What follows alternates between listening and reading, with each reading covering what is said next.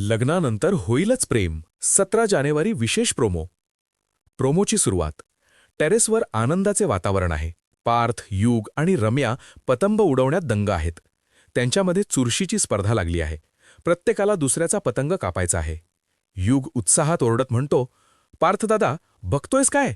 ढील दे आणि आता रम्याताईचा पतंग कापच. पतंगबाजीचा हा खेळ रंगात आलेला असतानाच अचानक एका वाऱ्याच्या झोक्यासारखा रम्याचा पतंग कट होतो. रम्या निराश होऊन म्हणते, अरे यार, माझा पतंग गेला. पार्थ आश्चर्याने आजूबाजूला बघत म्हणतो, पण रम्याचा पतंग नक्की कापला कुणी? तेवढ्यात मागून एक आत्मविश्वासपूर्ण आणि गोड आवाज येतो, मी. सगळ्यांच्या नजरा मागे वळतात.